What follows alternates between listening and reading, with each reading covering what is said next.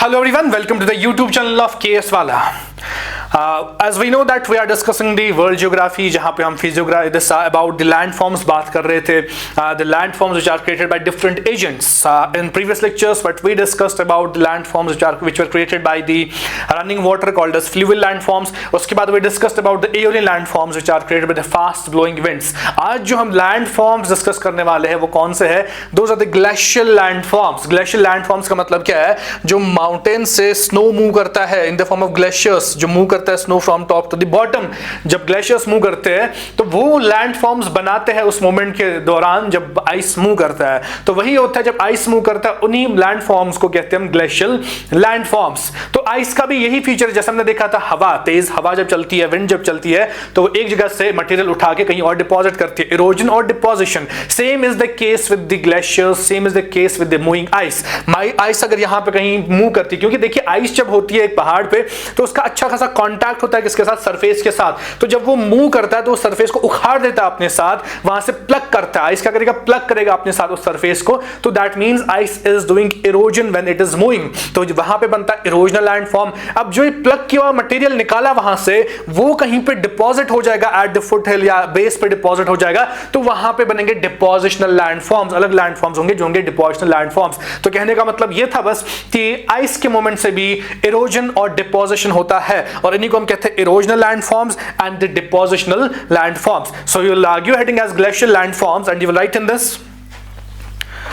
landforms formed by the movement of ice. Landforms formed by the movement of ice are termed as glacial landforms. Are termed as glacial landforms. Next you will write these landforms are found. अब ये कहां पाए जा सकते हैं ये landforms? जहां पे ज्यादा ग्लेशियर्स होंगे. और ये कहां पे होंगे?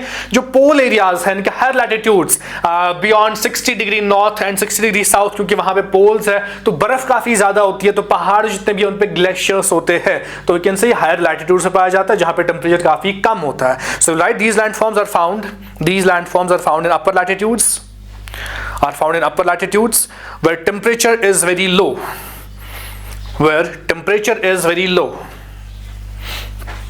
Next, okay, there are two types of landforms. Created by the movement of ice. Two types of landforms created by the movement of ice. Number one, erosional landforms. Erosional landforms and कौन सा? Depositional landforms.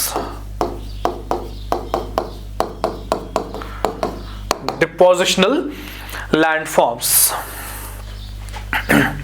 तो इसी में देखेंगे ये दोनों type of landform हम discuss करेंगे, erosional as well as depositional landforms. So starting with the erosional landforms.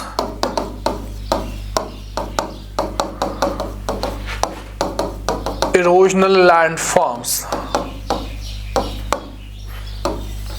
अब देखिए कौन कौन से लैंडफॉर्म्स बनते हैं जब मोमेंट ऑफ आइस शुरू होती है, जब वो प्लकिंग शुरू करता है सरफेस की, उखाड़ता है सरफेस को, तो वो क्या क्या लैंडफॉर्म्स बना सकता है? First type of landform is called as cirque. आप ये साथ साथ लिखेंगे लैंडफॉर्म्स कौन कौन से बनते हैं. Cirque. Second is landform called as arete. Third is pyramidal horn or peak, and fourth one is landform called as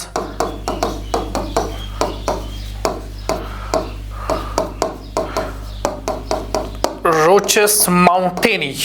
ये चार टाइप ऑफ लैंडफॉर्म्स जो है ये कैसे बनते हैं? जब आइस इरोजन करता है किसकी? सरफेस की. जिस सरफेस पे आइस मूव कर रहा होता है, जब उसी सरफेस को प्लग करता है तो ये चार टाइप ऑफ लैंडफॉर्म्स बनाता है. इन्हीं को हम कहते हैं erosional landforms. So among these landforms what is cirque now? Cirque, देखिए सिर्क क्या होता है? I will draw this thing. If there is a mountain,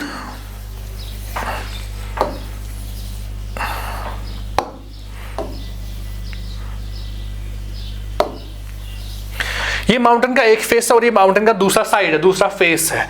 जब मान लो कि यहाँ पे इस फेस पे ग्लेशियर है और वो ग्लेशियर जो नीचे आ रहा है, वो जब नीचे आएगा वो अपने साथ जो सरफेस नीचे उसको उखाड़ देगा, यानी कि वो कैसी यहाँ पे शेप क्रिएट करेगा, वो यहाँ पे डिप्रेशन क्रिएट करेगा लाइक दिस। देखिए कहने का मतलब ये था, जो ही यहां से, अब इसको 3D में जब सोचोगे, जो ही यहां से आइस मूव करेगा नीचे की और इस फेस पे, तो जो उसके साथ सरफेस नीचे वो उसको उखाड़ के साथ आएगा, यानी कि वो उसको कट करेगा उस सरफेस को अंदर से। इसी शेप को कहते हैं, जब एक साइड से माउंटेन कट होता है तो it's called as cirque. We will see the image of the SERC.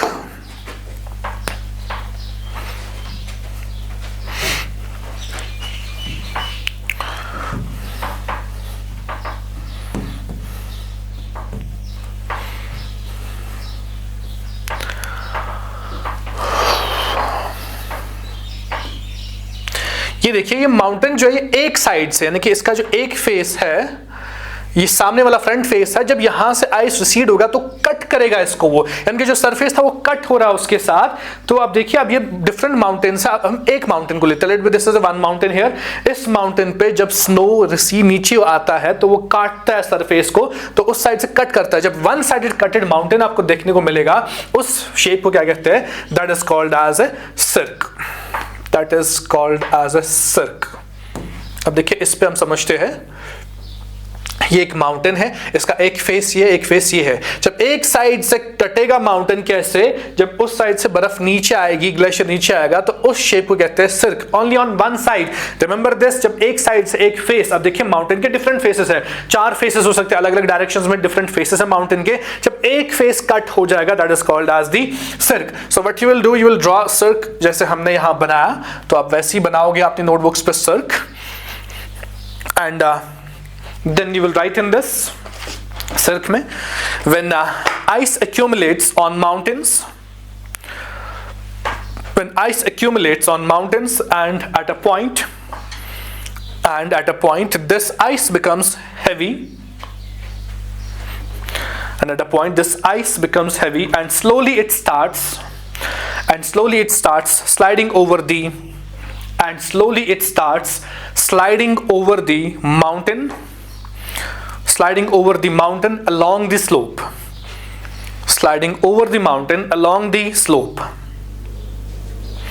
Next लिखिए, this sliding ice pluck half of the mountain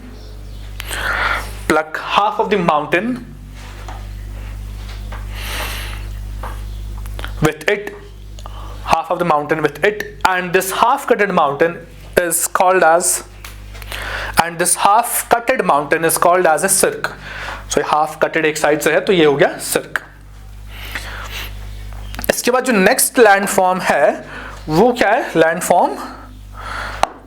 form is called as एरीट।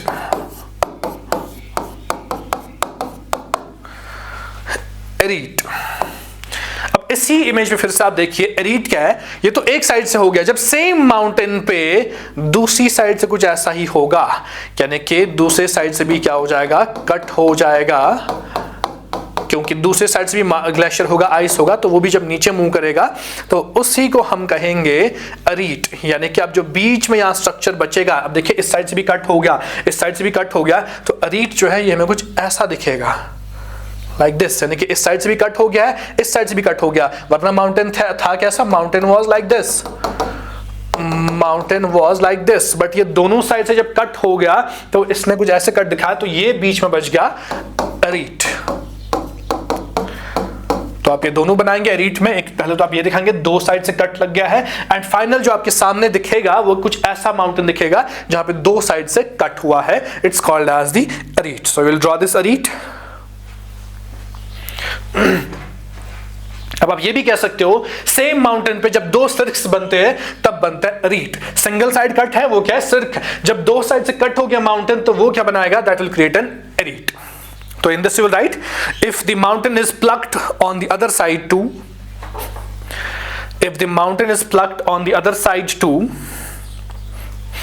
it will create a ridge-like structure. It will create a ridge-like structure in between. which is called as an arete, which is called as an arete. हम यहाँ पे देखने की कोशिश करेंगे arete.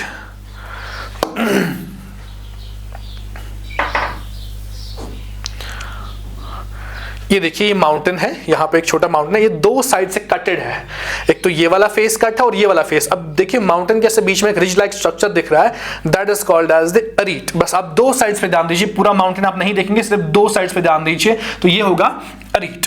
ठीक है, तो ये after that the third landform, the third erosional landform, वो कौन सा लैंडफॉर्म है? That is called as pyramidal horn और पीक. थर्ड इज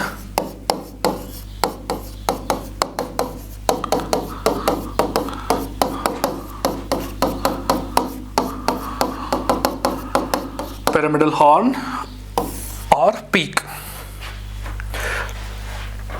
अब यही एरीट्स जब सर्क्स हर किसी साइड से बनेंगे माउंटेन पे. एरीट जो था अभी तक, वो एरीट जो था वो कैसा था? वो कुछ ऐसा दिख रहा है एरीट, लेकिन समझ लीजिए अब पीछे वाले साइड से भी क्या बन गया? सिर्क बन गया. देखिए जितने भी हिडन फेसेस थे जो हम देख नहीं पा रहे 2D इमेज में, जो पीछे वाले साइड है माउंटेन के, वहां से भी क्या बन गए? सिर्क्स बन गए. तो आपको कैसा दिखेगा? You will find it like this. यानी कि पीछे से भी कट हो गया, इस साइड भी कट हो गया, इस साइड से भी कट हो गया और इस साइड से भी फ्रंट भी कट हो गया. तो आपको क्या दिखेगा यहाँ पे? इसी को कहते हैं हॉर्न और peak. That is called as pyramidal horn और पीक. तो शॉर्ट में पिरामिडल हॉर्न क्या है? तो जब सर्क्स हर किसी साइड से होंगे माउंटेन में, उसको हम कहेंगे हॉर्न और पीक. यहाँ पे इस इमेज में अगर आप देखोगे इस माउंटेन को, यहाँ पे ये देखिए, ये एक माउंटेन यहाँ पे है, बीच में माउंटेन है, इस साइड से भी सर्क, इस साइड से भी सर्क, ये तीसरा फेस दिखा रहा है, इस साइड से भी सर्क है, और जो पीछे फेस होगा वहां से भी क्या कटा हुआ है, सर्क है. तो ये बनाएगा बीच में हॉर्न और peak.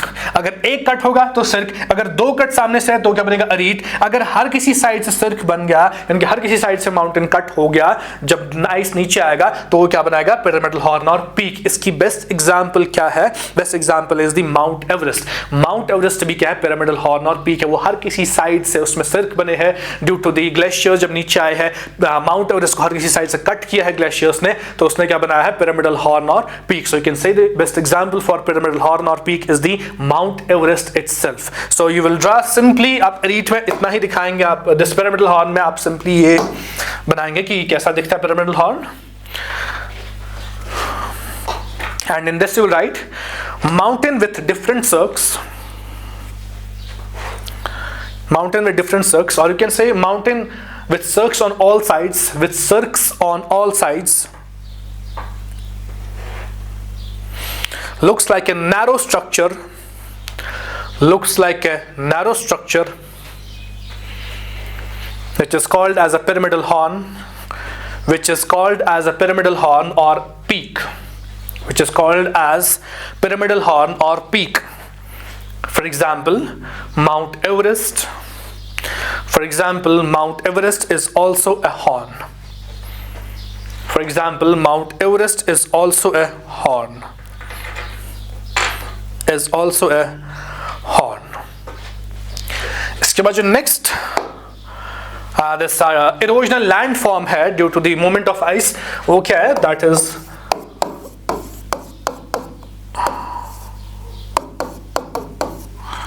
Roches mountaini. Roches mountaini. Roches mountaini का मतलब क्या है कि let it be this is the mountain. ठीक है, ग्लेशियर जो है वो कहां से? यहां से नीचे आ रहा है. ग्लेशियर जब नीचे आएगा तो ग्लेशियर क्या करेगा? वो कट करेगा इस सरफेस को लाइक दिस. कट तो ऐसे करेगा, लेकिन कट करते हुए बीच में कुछ हार्ड रॉक्स आते हैं. लाइक यहां पे एक हार्ड रॉक होगी लाइक दिस. ठीक है, बेस पे हार्ड रॉक्स है, तो ग्लेशियर इनके ऊपर से जाता है. इनको वो क्या ये दिशा, वो इन रॉक्स को नहीं काट पाता, यानी कि ये रॉक्स डिस्टर्ब नहीं होते हैं. ग्लेशियर इनके ऊपर से मूव होता है. ये ओरिजिनल सरफेस था, लेकिन कहने का मतलब ये है कि जब शेप कैसे बनेगी यहाँ पे जब कट करेगा ग्लेशियर, बीच में कुछ हार्ड रॉक्स होती है जिनको वो कट नहीं कर पाता है, तो ये फेस बनता कैसा है, ये फेस आपको दिखेगा लाइक दिस, ठीक है। At the end you will find कि ग्लेशियर जब नीचे आ गया उसने कट किया, इतनी ये जो सरफेस थी इसको कट किया, लेकिन इन हार्ड रॉक्स को वो कट नहीं कर पाया क्योंकि इनका नेचर ही क्या था, ये हार्ड रॉक्स है जिन्हें हम कहते हैं dykes, are called as dykes, ठीक है। तो ये हार्ड रॉक्स कट नहीं होगी, तो ये जो शेप बनी at the base of the mountain it's called as roches moutonnees. So you will draw this, ये बीच में क्या है, ये है हार्ड रॉक्स जो कट नहीं कर पाया है ग्लेशियर हार्ड रॉक्स को, तो इसी नहीं बनाया roches moutonnees. So in this you will write it is found on foothills, it is found on foothills or in the foothills or in the mountain vicinity, or in the mountain vicinity,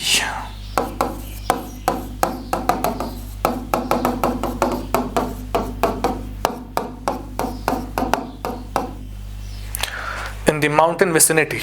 Next you write, if a glacier is moving, then all the material coming under it,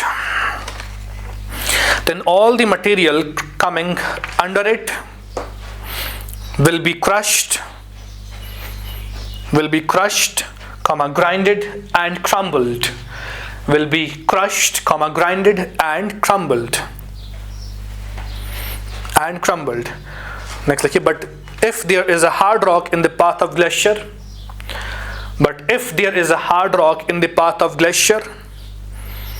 then the glacier cannot erode it. So such rocks will be left as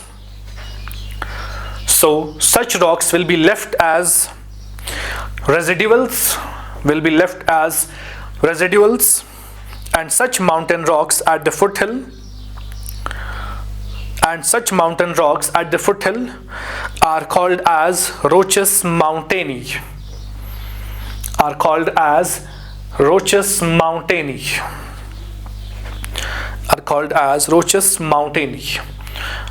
तो अब आपको ये चारों type of land forms जो है ये समझ आ गए होंगे।